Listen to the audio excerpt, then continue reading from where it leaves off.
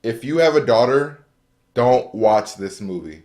If you have a daughter, do not go out and watch this movie. Here we go.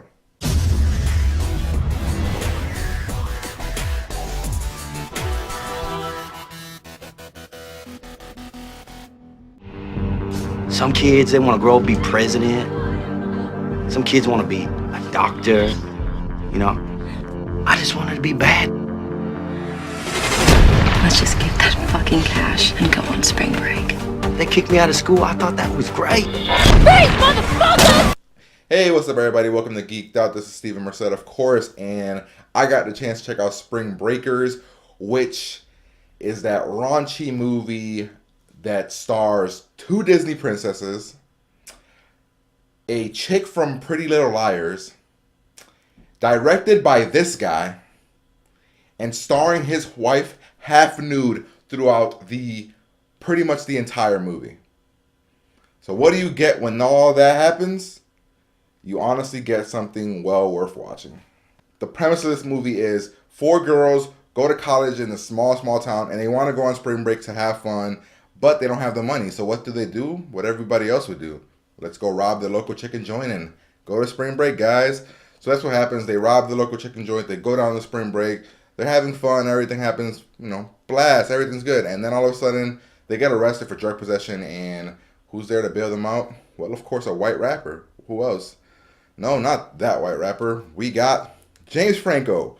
Gold teeth, dreads, and all. White rapper James Franco, whose name is Alien. Or Aileen, however he says it. I don't know, but that's who we get in this movie. And once he bails them out, the movie gets really, really weird and dark. I mean, the movie's already dark, but it takes a twist once we meet Alien, and there are some very, very uncomfortable moments in this movie. But that's the premise of the movie. Now, I'm going to start with the positive. The positives in this movie are pretty much that Harmony, he is such a brilliant filmmaker. If you've never seen Kids is like a movie that's hard to watch, but it's so gritty and real that you just invest yourself and you live the life of these characters. It's so weird. It's so weird that it's good. He didn't direct that. He actually wrote it. He actually wrote a movie called. He actually directed a movie called Gummo, I think it's called, and that's a really really weird movie. Also, this one is more not as weird as those. And to be honest, he didn't take the risk that he took with those in this one, which is kind of weird because there were some moments where shit's about to happen, and you think this is where he's going to take it over the top, but he really doesn't. It never really goes over the top like you expect it to, and I really wanted it to, but that's not knocking the movie. That's just saying I was expecting something a little bit more grittier and darker in some parts.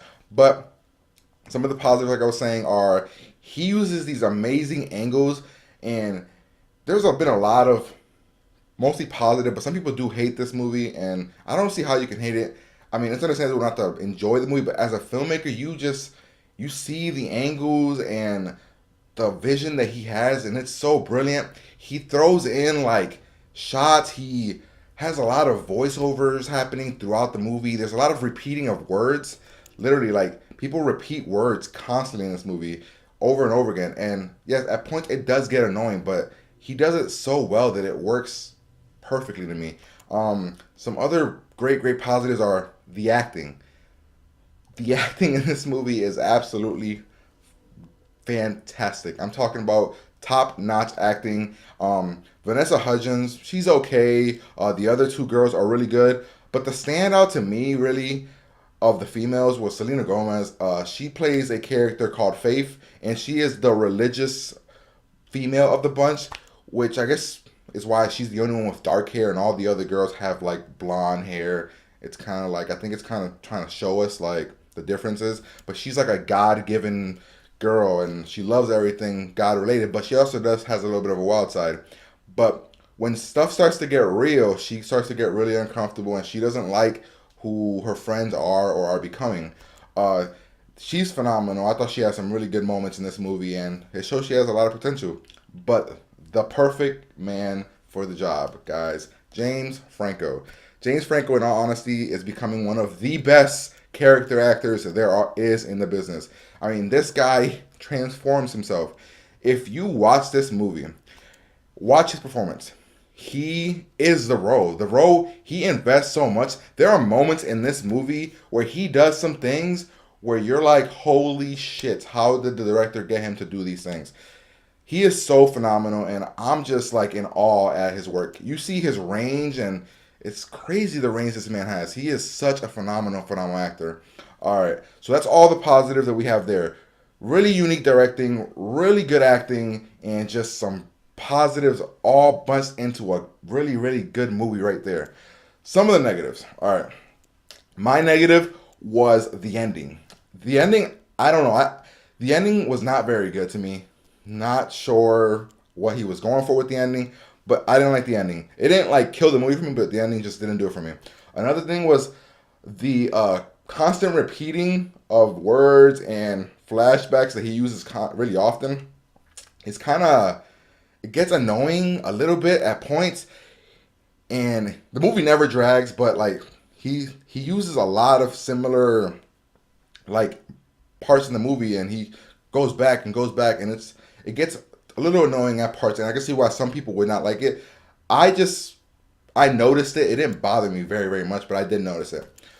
And that's really all the negative I had was just the ending, and the overuse of using the same words or using the same images over and over again. I don't know. I didn't really enjoy that much. But the movie was a freaking artistic, like, gold mine. I mean, there's so much art here.